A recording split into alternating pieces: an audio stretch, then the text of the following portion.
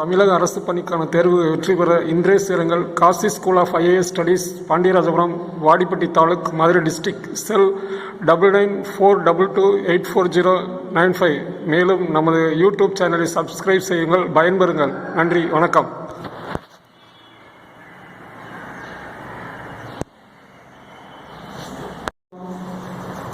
TNPSC, TET, SI போன்ற அரசு பணி, தமிழக அரசு பணி தேர்வுகளுக்காக படிச்சுட்டு இருக்கோம்.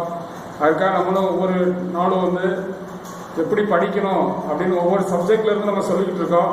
ஸோ இப்போ எக்கனாமிக்ஸ் சொல்லிக்கிட்டு இருக்கோம். எக்கனாமிக்ஸ் நமக்கு குரூப் 2 எக்ஸாமுக்கு கண்டிப்பாக ஒரு 6லேருந்து ஒரு 7 கொஸ்டின்ஸ் கண்டிப்பாக எதிர்பார்க்கலாம். காமர்ஸோட சேர்த்து 10 கொஸ்டின் எதிர்பார்க்கலாம். காமர்ஸ் நிறுவனங்கள், வணிகவியல் அப்படின்றது நம்ம ஃபுல் அண்ட் ஃபுல்லாக தனியார் துறை நிறுவனங்கள், பொதுத்துறை நிறுவனங்கள், ஷேர் மார்க்கெட், பங்கு மார்க்கெட், அதெல்லாம் ஃபுல்லாக நம்ம படிக்கணும். செபி இதெல்லாம் நம்ம காமர்ஸ்லேருந்து படிக்கிறோம். ஏன்னா நம்ம இப்போ இந்தியன் எக்கனாமிக்ஸ் வித் காமர்ஸ் அப்படிதான் நம்ம படிக்கணும். ஆனால் இந்தியன் எக்கனாமிக்ஸ் நமக்கு தலைப்புகள் இருக்கிறதுனால அதை வச்சு காமர்ஸ் படிக்கிறதே கிடையாது. ஆனால் இப்போ நியூ புக்கு கொடுத்துருக்கிறது ஃபுல் அண்ட் ஃபுல்லாக நல்லா தெளிவாக கொடுத்துருக்காங்க.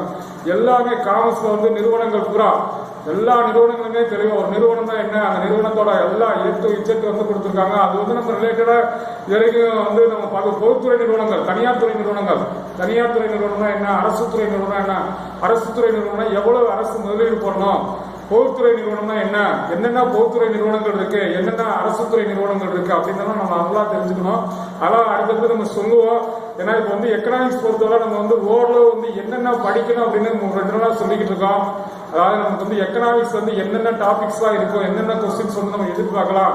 ஏன்னா 5லேருந்து ஒரு 10 கொஸ்டின்ஸ் கண்டிப்பாக எக்கனாமிக் குரூப் 2ல இருக்கும். டிஇடியில் நம்ம பேப்பர் 2ல இருக்கும்.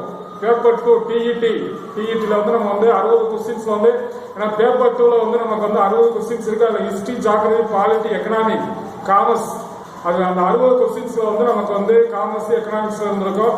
ஆனால் குரூப் 1 அப்படின்றதுக்கு நம்ம எக்கனாமிக்ஸ் முக்கியம். மெயின்ஸுக்கு ரொம்ப எக்கனாமிக்ஸ் முக்கியம். இந்தியன் எக்கனாமிக்ஸ், இந்திய பொருளாதாரம் இருந்தால் தான் நமக்கு எல்லாமே நம்மளோட வேலைகளை கரெக்டாக செய்ய முடியும். ஏன்னா பொருள் இல்லை அப்படின்னா நம்ம எந்த ஒரு வேலையும், எந்த சாப்பாடு கூட நம்ம அக்ரிகல்ச்சர் பண்ணி நமக்கு அந்த பொருளை வாங்கணும்னா, அக்ரிகல்ச்சர் நம்ம சாப்பிட்றதுக்கு பொருள் இருந்தால் தான் நம்ம பொருளை வாங்கி எல்லாமே நம்ம இன்னைக்கு பொருளோட தொடர்புடைய நம்ம வாழ்க்கையை வாழ்ந்துட்டு இருக்கோம். பொருளாதாரம் அந்த காலத்துல பொருளாதாரம் எப்படி டெவலப் ஆச்சு, ஒவ்வொரு காலத்துல பொருளாதாரம் எப்படி கொண்டு வந்தாங்க. கூப்ளூஸ் அவங்க தான் ஆரம்ப காலத்துல பொருளாதாரம் அப்படின்றதுக்கு முக்கியத்துவம் கொடுத்து அந்த காலத்திலேயே பொருளுக்கு எப்படி வரி, அதே மாதிரி பொருளை ஒருத்தவங்களுக்கு கடன் கொடுக்கறது, ஒருத்தவங்களுக்கு அந்த பணத்தை வட்டிக்கு இந்த காலத்துல இருக்கும், அந்த காலத்திலேயே ஒரு இதாக நம்ம பயன்படுத்தியிருக்காங்க. அப்புறம் சேபத்தை பண்ற வாராந்திர விடுமுறை இதெல்லாம் ஆரம்ப காலத்துல. அப்புறம் ரோம் பேரஸ் வீழ்ச்சி அடைந்த ஆண்டு 476, கான்ஸ்டாண்டினோபிளை கைப்பற்றிய ஆண்டு 1453. அதுக்குள்ள இடைக்கால பொருளாதாரம். ஃபர்ஸ்ட் பண்டைய பொருளாதாரம் கூப்ளூஸ், இடைக்கால பொருளாதாரம் 1450. அப்புறம் இக்காலத்துல பொருளாதாரம் அப்படின்னா ஏன்னா எப்படி அந்த காலத்துல ஹிஸ்டரியில எடுத்துக்கிட்டா ஒரு பொருளாதாரத்தை மேம்படுத்துறதுக்கு எப்படி பொருளை டாக்ஸஸ் ஃபர்ஸ்ட் எப்படி பண்டமாற்று முறையில இருந்து, நாணயங்கள்ல இருந்து, அப்புறம் எப்படி வரி விதிக்கிறதுல இருந்து, நம்ம இப்ப மன்னர்கள் வரி எப்படி விதிக்கிறாங்க, அது நம்ம ஒவ்வொரு மன்னர்கள் காலத்துல இருந்து எப்படி வரிகள் வச்சிருக்காங்க. சவுத் மற்றும் சர்தேஷ்முகி இந்த வரிகள்லாம் எப்படி யார் வச்சு எந்த கால ஹிஸ்டரியில படிச்சிருக்கோம்.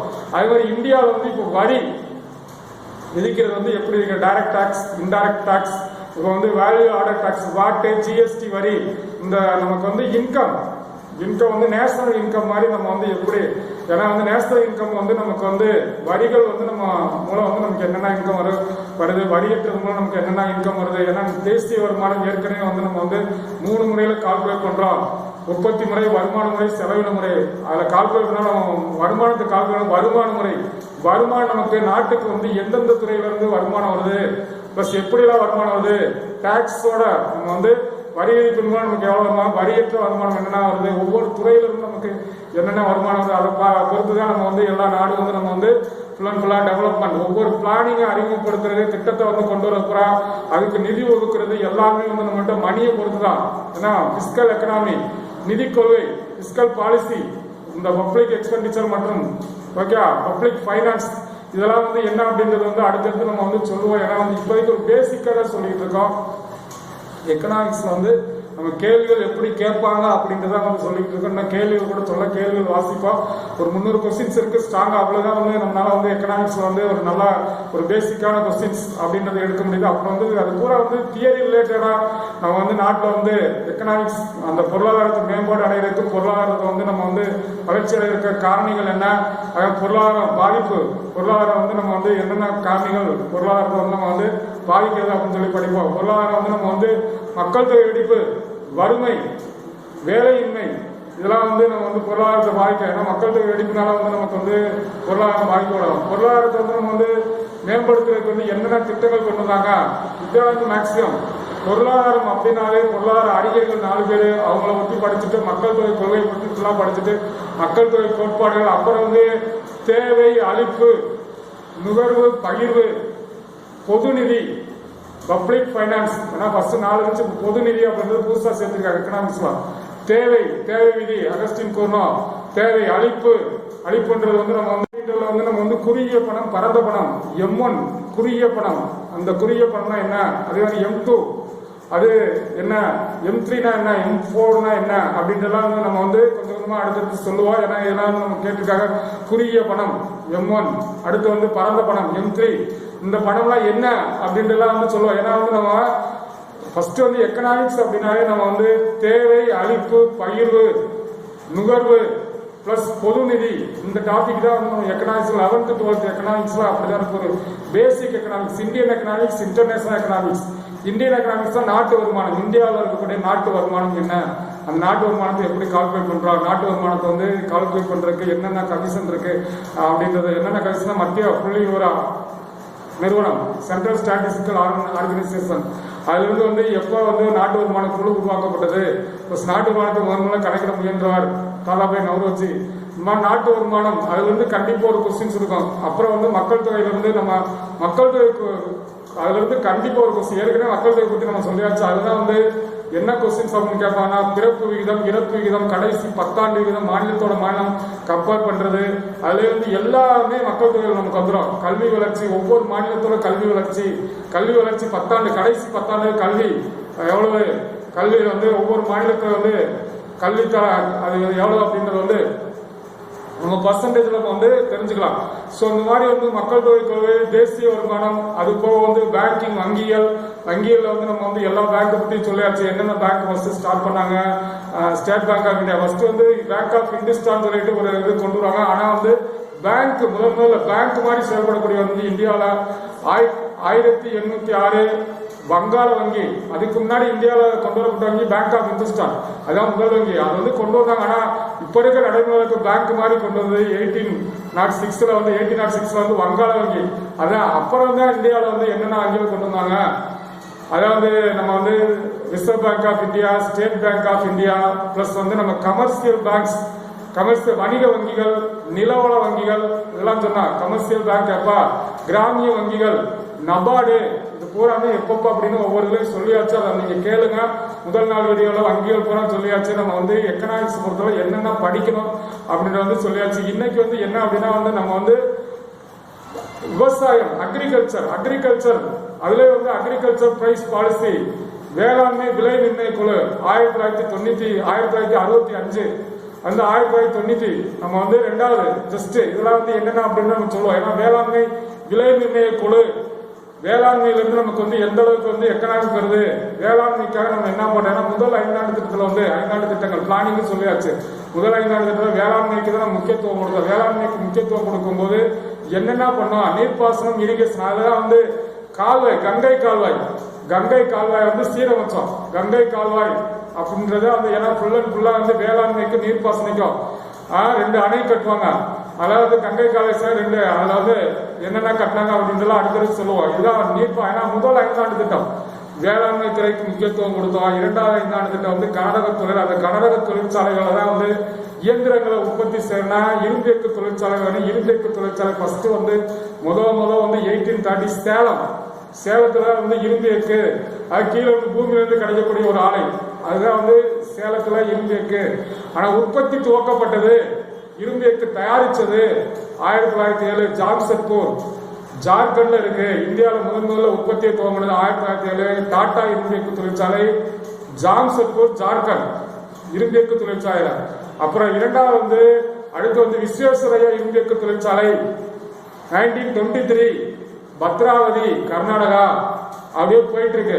அதாவது இரும்புக்கு எங்க ஜார்க்கண்ட் ஃபர்ஸ்ட் பீகார் ஜார்க்கண்ட் அதுலதான் வந்து நமக்கு வந்து என்னென்ன இரும்பியக்கு அந்த இடங்கள்லாம் வந்து அப்ப கூட சொல்லுவோம். இரும்பியக்கு இந்தியாவில் எந்தெந்த இடத்துல கிடைக்குது அப்படின்னு அடுத்தது சொல்லுவோம். ஏன்னா இப்போதைக்கு வந்து நம்ம வந்து ஜாக்கிரதை ரிலேட்டடாக அடிப்படை வந்து தொழிற்சாலைகள் படிக்கும் போது நம்ம இரும்புக்கு தொழிற்சாலைகள் வந்து அந்த 2000 வந்து 3 தொழிற்சாலைகள் கொண்டு வராங்க. மத்திய பிரதேசம் பிலாய் ஏற்கனவே சொல்லியிருக்காங்க ரஷ்யா உதவியோட. இதெல்லாம் நிறைய எக்ஸாம்ல கேட்டிருக்காங்க. ஒரிசா ரூர்கேலாக்கு எந்த நாடு உதவிச்சுன்னா ஜெர்மனி. அதே மாதிரி வந்து நம்ம வந்து இங்கிலாந்து உதவி செஞ்சிருக்காங்க துர்காபூர் மேற்கு வங்காளம். அதே மாதிரி இன்னும் மொத்தம் 3 அடுத்து ஒரு இன்னொன்று கொண்டு வாங்க பீகார் பொக்காரோ. இந்த நாடுமே இரும்பு தொழிற்சாலை ரொம்ப முக்கியம். எந்தெந்த மாநிலத்தில் இருக்கு எந்தெந்த நாடு உதவி செய்யறாங்க. பீகார்ல ஓகே பொக்காரோ இரும்பு தொழிற்சாலை எந்த நாடு உதவி செய்ய ரஷ்யா உதவி செய்தாங்க.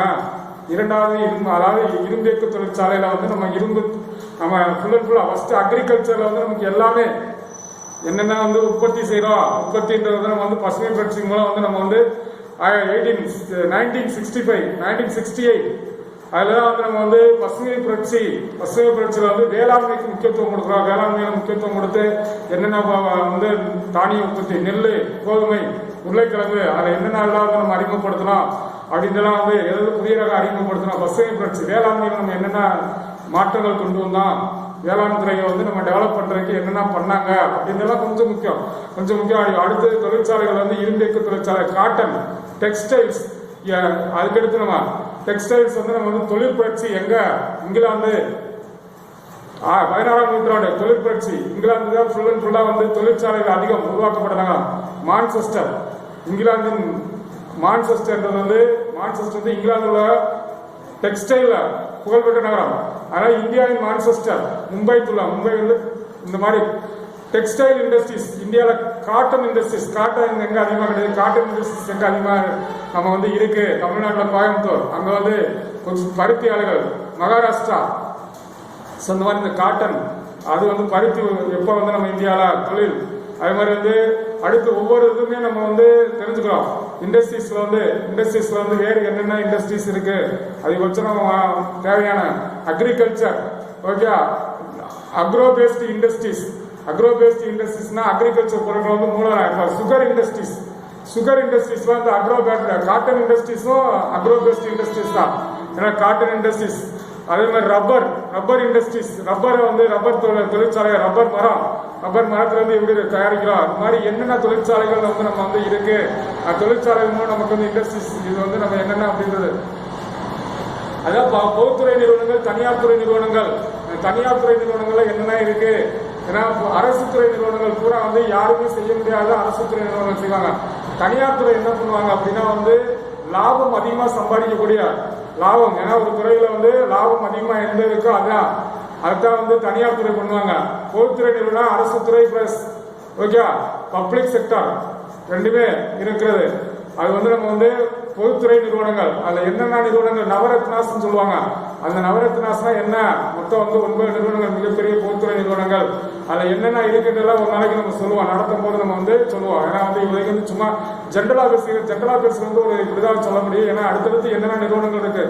ஸோ இப்போ இந்த எக்கனாமிக்ஸ் பொறுத்தவரை நம்ம வந்து என்ன ஃபைனலா வந்து நம்ம கன்க்ளூஷன் வந்து நம்ம வந்து எதுல வர்றோம் அப்படின்னா வந்து எல்லாமே படிப்போம். நேஷனல் இன்கம் படிச்சுட்டு பேங்கிங் படிச்சுட்டு பிளஸ் வந்து நம்ம வந்து இண்டஸ்ட்ரீஸ் ஃபுல்லா எக்கனாமிக்ஸ் ரிலேட்டடா டிரான்ஸ்போர்ட்ல எல்லா டிரான்ஸ்போர்ட்டுமே வந்து நம்ம எக்கனாமிக் ரிலேட்டடா ஜாக்கிரதை ரிலேட்டடா முடிப்போம். இந்தியாவில வந்து என்னென்ன போக்குவரத்து இருக்கு ரயில்வே போக்குவரத்து அதிக பொருட்கள் எந்த அதுல வந்து நம்ம போக்குவரத்துல பயன்படுதுன்னா ரயில் தான் அதிகமா ரயில் போக்குவரத்து ஓகே. விமான போக்குவரத்து எப்போ துவங்கப்பட்ட ஆண்டு விமான போக்குவரத்து நாட்டுடைமையாக்கப்பட்ட ஆண்டு சாலை போக்குவரத்து உருவாக்கப்பட்ட சாலை போக்குவரத்து நாட்டு ரயில்வே உருவாக்கப்பட்ட ஆண்டு ரயில்வே நாட்டுடைமையாக்கப்பட்ட ஆண்டு இதெல்லாம் வந்து கொஞ்சம் போக்குவரத்து அப்படின்னா வந்து நம்ம கடல் வழி போக்குவரத்து கப்பல் வந்து உள்நாட்டு கப்பல் வெளிநாட்டு கப்பல் துறைமுகங்கள் வந்து மொத்தம் எத்தனை பெரிய துறைமுகங்கள் இருக்கு 13 துறைமுகம். மேற்கு கடற்கரையில என்னென்ன துறைமுகம் இருக்கு கிழக்கு கடற்கரையில என்னென்ன துறைமுகம் இருக்கு மிகப்பெரிய துறைமுகம் 13 துறைமுகங்கள் வந்து இன்டர்நேஷனல் இன்டர்நேஷனல், அதாவது இன்டர்நேஷனல் நான் வந்து ஹார்பர் அப்படின்ற போது வெளிநாடுகளுக்கு கப்பல் மூலம் வந்து ஏற்றுமதி இறக்குமதி செய்யறது. ஏற்றுமதி இறக்குமதி கொள்கை எப்படி உருவாக்கப்பட்டது? எக்ஸிம் பேங்க், ஏற்றுமதி இறக்குமதி வங்கி, அது எப்போ உருவாக்கப்பட்டது?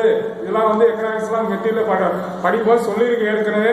ஸோ அந்த மாதிரி வந்து ஏற்றுமதி வாணிப பகுதிகள், சிறப்பு ஏற்றுமதி வாணிப, அதாவது வரியே இல்லாதவங்க கட்டளை படிச்ச மாதிரி சிறப்பு வாணிப ஏற்றுமதி பகுதிகள் அப்படின்னு சொல்லிட்டு அந்த இடத்துல நம்ம வந்து டாக்ஸஸ் இல்லாத பகுதிகள், சிறப்பு வாணிப ஏற்றுமதி பகுதிகள். அதாவது சென்னை, சாந்தா குரூஸ், கண்டலா, இந்த மாதிரி ஒரு 4-5 பிளேஸ்ல வந்து சிறப்பு வாணிப ஏற்றுமதி பகுதிகள் இருக்கு.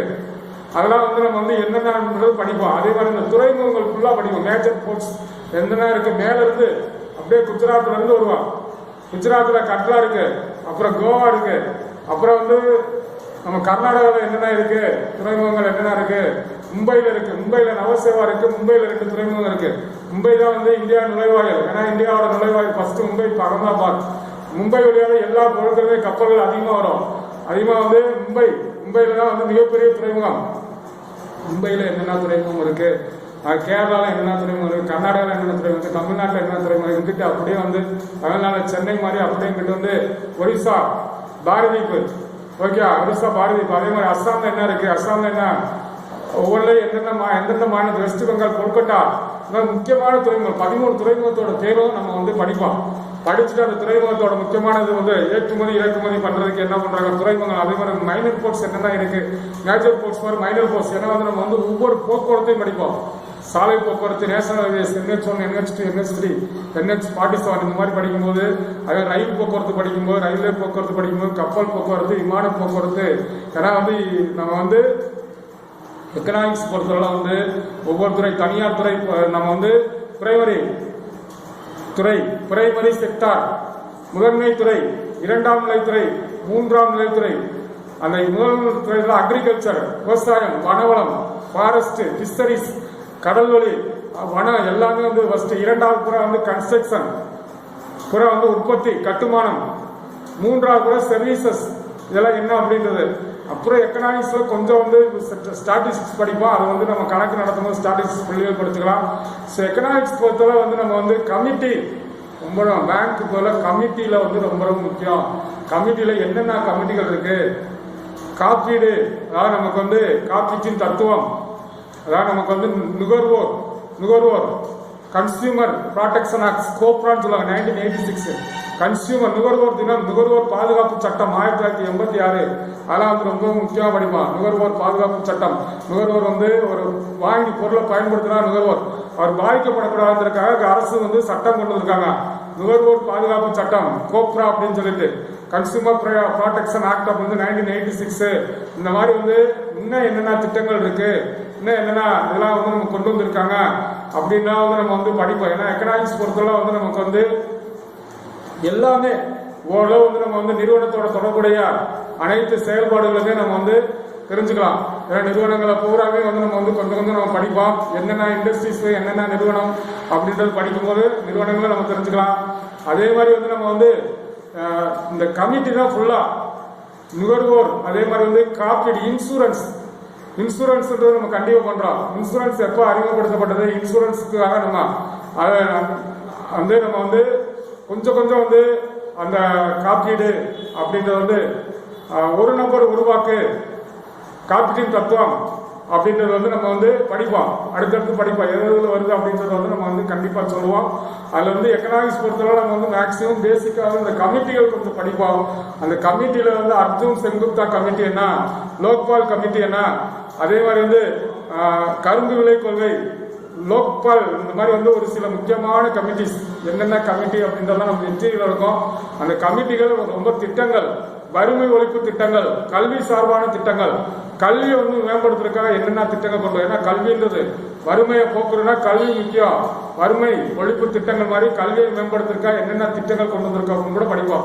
அதுல என்னென்ன திட்டங்கள் ஏற்கனவே சொல்லியிருக்கோம். ஃபர்ஸ்ட் வந்து 1948 ராதாகிருஷ்ணன் கமிட்டி, ராதாகிருஷ்ணன் குழு, கல்விக்குழு, பல்கலைக்கழக கல்விக்குழு 1940 லக்ஷ்மண சுவாமி கல்விக்குழு இடைநிலை கல்விக்குழு இடைநிலை கல்விக்காக கொண்டு வரப்பட்டது 1952-53. கோத்தாரி கல்விக்குழு 1963-64. நாடு முழுவதும் ஒரே மாதிரியான கல்விக்குழு 1968. இந்த மாதிரி வந்து தேசிய கல்விக்குழு 1986. அதே கல்விக்கொள்கை மாதிரி மக்கள் தொகை கொள்கை எல்லாமே எக்கனாமிக்ஸ் பொறுத்தவரை நம்ம வந்து என்னென்ன பண்ணணும் அப்படின்னா வந்து ஃபுல் அண்ட் ஃபுல்லா வந்து நம்ம வந்து வருஷங்கள் தான், திட்டங்கள் தான். ஃபர்ஸ்ட் வந்து சப்ஜெக்ட்ல இருந்து கொஞ்சம் படிப்போம். சப்ஜெக்ட்ல வந்து அந்த எக்கனாமிக் திங்கர்ஸ் வந்து அவங்க என்னென்ன எக்கனாமிக் ஆல்பர்ட் மார்க்ஸ் என்ன பண்ணாரு, ரிக்கார்டு என்ன பண்ணாரு, ரிக்கார்டை பத்தி என்னென்ன இருக்கு, அவர் என்னென்ன அப்படின்றது. அப்ப ஜேஎஸ் மில்லு பிளஸ் வந்து Lionel Robinson, J M Keynes, Albert Marshall, அதே மாதிரி ஆடம் ஸ்மித்தோட மார்சல் மாணவர் ஆல்பர்ட் மார்சல், நுகர்வோர் எச்ச கோட்பாடு, வேலை பகுப்பு முறை, கல்வி பற்றிய பொருளாதாரம், கல்வி பொருளாதாரம், ஸ்கல்ஸ், இந்த மாதிரி வந்து இந்த எக்கனாமிக்ஸ் திங்கர்ஸ் பத்தி கொஞ்சம் படிச்சுட்டு அப்படியே வந்து என்ன பண்றோம் அப்படின்னா பிளானிங் போறோம். பிளானிங்ல வந்து என்னென்ன பிளானிங் இருக்கு, 5 ஆண்டு திட்டங்கள், 20 அம்ச திட்டங்கள். 20 அம்ச திட்டங்கள் அறிமுகப்படுத்தது இந்திரா காந்தி 1975, 1982. 20 அம்ச திட்டங்கள் கொண்டு வருவாங்க. அதை மாற்றிட்டு வந்து புதுசா வந்து 1986 ராஜீவ் காந்தி அறிமுகப்படுத்தார் 20 பாயிண்ட் ப்ரோக்ராம், 20 அம்ச திட்டங்கள். அப்புறம் வந்து என்னென்ன திட்டங்கள் இருக்கு அப்படின்ற ஃபுல்லா படிப்பு. IRDP, NREP, RLGP இதெல்லாம் வந்து நீங்க கண்டிப்பா வந்து தெரிஞ்சுக்கோங்க. ட்ரைசம், அதே மாதிரி நேரு ரோஜ்கார் யோஜனா, ஜவஹர் ரோஜ்கார் யோஜனா, பிரதான் மந்திரி உழைப்புக்கேற்ற உணவு திட்டம், இந்த மாதிரி வந்து வாழ்வழி திட்டம், நகர்ப்புற ஏழை மக்கள் வேலைவாய்ப்பு திட்டம், அந்த மாதிரி வந்து ஒவ்வொரு திட்டமும் எந்தெந்த ஆண்டு கொண்டு வரப்பட்டது. அதே மாதிரி வந்து பேங்க் ஃபுல்லா படிச்சுருவாங்க, என்னென்ன பேங்க் அப்படின்றது. அந்த பேங்கிங் படிச்சுட்டு அப்புறம் வந்து டிரான்ஸ்போர்ட் படிச்சுட்டு இண்டஸ்ட்ரீஸ் படிச்சுட்டு ஃபுல் அண்ட் ஃபுல்லா எக்கனாமிக்ஸ்ல வந்து நம்ம வந்து மேக்ஸிமம் வந்து ஜென்ரலாவே இருக்கும். பாவர்ட்டி லைன் எப்படி கால்குலேட் பண்றாங்க, பாவர்ட்டிக்கு என்னென்ன கமிஷன்ஸ் இருக்கு, ஃபர்ஸ்ட் யாரு HPA, HDA, united nation organisation, UNDP development programme தான் வந்து ஹியூமன் மனித வளர்ச்சி குறியீடு எந்த ஆண்டு உருவாக்கப்பட்டது.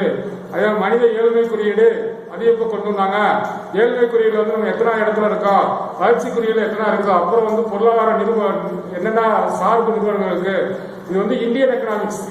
மைக்ரோ எக்கனாமிக்ஸ் தான் சப்ஜெக்ட், மேக்ரோ எக்கனாமிக்ஸ் தான் இந்தியன் எக்கனாமிக்ஸ். இந்தியன் எக்கனாமிக்ஸ் அப்படிங்கும்போது இந்தியாவில் உள்ள டாக்ஸஸ் ஃபுல்லா படிப்பா. டாக்ஸஸ்க்கு வந்து என்னென்ன கமிட்டி கொண்டு வந்தாங்க, செல்லையா கமிட்டி, வரி சீர்திருத்தம், கருப்பு பணத்தை ஒழிக்க நரசிம்மன் கமிட்டி, நிதி பற்றாக்குறை, இந்த பிஸ்கல் பாலிசி நிதி, அதே மாதிரி நிதி குழு, பைனான்ஸ் கமிஷன், ஏன்னா நிதி குழு அப்படின்றது அதாவது ஊதிய குழு மாதிரி, ஊதியம் பே கமிஷன் மாதிரி நிதி குழுன்றது ரொம்ப ரொம்ப முக்கியம். அது நிதிக்குழுல வந்து முதல் நிதிக்குழு எத்தனாம் ஆண்டு கொண்டு வந்தாங்க, 1951. இது ஒரு முக்கியமான கொஸ்டின். 1951 KC நியோகி. இதுவரைக்கும் எத்தனாவது, 14ஆவது நிதிக்குழு, 15ஆவது நிதிக்குழு. இப்ப வந்து 10ஆவது நிதிக்குழு KC 10, 11ஆவது நிதிக்குழு, 12ஆவது நிதிக்குழு, 12ஆவது நிதிக்குழு, 13ஆவது நிதிக்குழு, 14ஆவது நிதிக்குழு, 13ஆவது நிதிக்குழு YV ரெட்டி, 13ஆவது நிதிக்குழு விஜய் கேல்கர், 12ஆவது நிதிக்குழு யாரு, இதெல்லாம் வந்து படிப்போம். ஓகே, அந்த நிதிக்குழு கடைசியா இருக்கக்கூடிய நிதிக்குழு யாரு, இடையில நிதிக்குழு. இந்த நிதிக்குழு எத்தனை ஆண்டுகளுக்கு ஒரு முறை கொண்டு வராங்கன்னா 5 ஆண்டுகளுக்கு ஒரு முறை கொண்டு வந்தாங்க. அந்த நிதிக்குழு வந்து முதல் நிதிக்குழு எப்ப கொண்டு வந்தாங்க, இதெல்லாம் வந்து நிதிக்குழு. அதே மாதிரி பே கமிஷன், ஊதிய குழு படிப்போம். அதே பட்ஜெட், வரவு செலவு திட்டம்.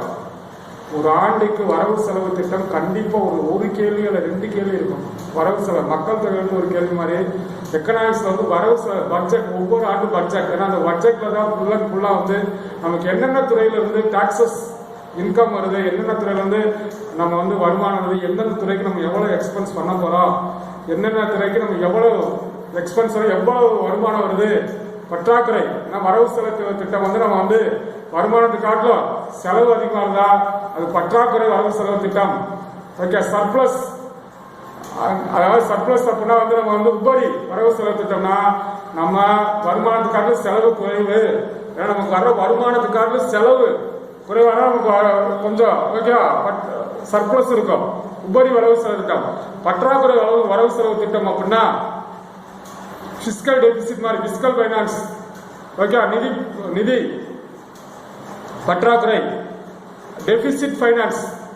ஓகே. பற்றாக்குறைன்றதெல்லாம் வந்து என்ன அப்படின்றதெல்லாம் நம்ம வந்து இப்போதைக்கு உங்களுக்கு வந்து ஃபர்ஸ்ட் எடுத்தே உங்களுக்கு வந்து கேட்கறதுக்கு ஒரு மாதிரி இருக்கும். அதனால நான் வந்து தெளிவாக சொல்கிறேன். எல்லாமே வந்து இந்த எக்கனாமிக்ஸில் என்னென்ன படிக்கணும் அப்படின்னு தான் நான் சொல்லிக்கிட்டு இருக்கேன். அதை வந்து நீங்கள் வந்து நம்ம மெட்டீரியல் இருக்கும், மெட்டீரியல் படிப்போம். ப்ளஸ் மெட்டீரியல் வந்து நம்ம வந்து ஒரு 300 கொஸ்டின்ஸாக இருக்காங்க. 300 கொஸ்டின் ஃபஸ்ட்டு ஒரு 100 கொஸ்டின்ஸ் வந்து நம்ம வந்து ஃபுல் அண்ட் ஃபுல்லாக வந்து அந்த மைக்ரோ எக்கனாமிக்ஸ் வந்து அந்த சப்ஜெக்ட் ரிலேட்டடாக இருக்கும். செகண்ட் வந்து அது ஃபுல்லாக வந்து திட்டங்கள் தான் இருக்கும். தேர்டு வந்து ஃபுல் அண்ட் ஃபுல்லாக வந்து நம்ம வந்து என்ன இருக்கும் அப்படின்னா macro international economics, world trade organisation, உலக வர்த்தக நிறுவனத்துக்கு கண்டிப்பாக ஒரு கொஸ்டின்ஸ் இருக்கும். அது எப்போ உருவாக்கப்பட்ட, அது எப்போ WTO மாறுது, WTOவில் வந்து எத்தனை உறுப்பினர் இருக்காங்க, அது ஹெட்குவார்ட்டர்ஸ் ஜெனீவா 188 உறுப்பினர் இருக்காங்க. அது எப்படி வந்து WTO வந்து நம்ம வந்து காட் ஒப்பந்தம், general agreement for trade and tariff எப்படி வந்து WTO மாறிச்சு, இது முதற்கொண்டு நம்ம படிச்சுட்டு உள்ள வந்து டாக்ஸஸ் ஃபுல்லாக வந்து டைரக்ட் டாக்ஸ்னா என்ன, நேர்முக வரிகள்னா என்ன, மறைமுக வரிகள்னா அந்த வரிகள், வரி சீர்திருத்த மாதிரி வந்து நம்ம வரியை வந்து எப்படி வந்து நம்ம இம்போஸ் பண்றோம், மத்திய அரசுக்கு எதுல இருந்து அதிகம் வரி கிடைக்குது, சென்ட்ரல் எக்ஸைஸ், அதே மாதிரி வந்து இன்கம் டாக்ஸ், கலால் வரி, இன்கம் டாக்ஸ் வருமான வரி, கலால் வரி, சென்ட்ரல் எக்ஸைஸ், இந்த மாதிரி வந்து இம்போர்ட் எக்ஸ்போர்ட், இதெல்லாம் வந்து எப்படி வந்து நம்ம டாக்ஸஸ் வந்து இம்போஸ் பண்றாங்க, அந்த டாக்ஸஸ் நமக்கு எப்படிலாம் நமக்கு இதெல்லாம் வந்து ஃபுல் அண்ட் ஃபுல்லாக படிப்போம். எக்கனாமிக்ஸ் வந்து 11th 12th எக்கனாமிக்ஸ்ல அதிகமாக இல்லை. ஆனால் இருந்தாலும் இப்போதைக்கு +2 புக்கில் வந்து எக்கனாமிக்ஸ் வந்து கொஞ்சம் வந்து நாட்டு வருமானம் கொஞ்சம் அதோட ரிலேட்டடாக இருக்கக்கூடிய கொஸ்டின்ஸ் இருக்கு. அதையும் நம்ம தெளிவாக நடத்துவோம். ஸோ எக்கனாமிக்ஸ் பொறுத்தவரை வந்து என்னென்ன படிக்கணும் அப்படின்னு சொல்லியாச்சு. ஃபர்ஸ்ட் வந்து எக்கனாமிக் திங்கர்ஸ் வந்து ஒரு கொஸ்டின்ஸ் இருக்கும். செகண்ட் வந்து நம்ம வந்து பிளானிங் கமிஷன்ல இருந்து இந்த நிதி ஆயோக் அப்படின்னு சொல்லிட்டு பிளானிங் கமிஷன் மாத்திட்டு இப்ப நியூவா கொண்டு வந்தது. பிளானிங் ஐநாடு திட்டத்துல இருந்து ஒரு கொஸ்டின்ஸ் இருக்கும். தேசிய வருமானம் ரிலேட்டடா ஒரு கொஸ்டின்ஸ் இருக்கும். அதே மாதிரி வந்து பாப்புலேஷன்ல இருந்து, மக்கள் தொகையில இருந்து ஒரு கொஸ்டின்ஸ் இருக்கும். அதே மாதிரி வந்து நமக்கு வந்து இந்த டாக்ஸஸ்ல இருந்து ஒரு கொஸ்டின்ஸ் இருக்கும். இன்டர்நேஷனல் எக்கனாமிக்ஸ்ல இருந்து ஒரு கொஸ்டின்ஸ் இருக்கும். செபி இந்த மாதிரி வந்து ஸ்டாக் மார்க்கெட்ல இருந்து ஒரு கொஸ்டின்ஸ் இருக்கும். மொத்தம் ஒரு 7 கொஸ்டின் 8 கொஸ்டின்ஸ். கமிட்டியில இருந்து கண்டிப்பா ஒரு கொஸ்டின்ஸ் இருக்கும்.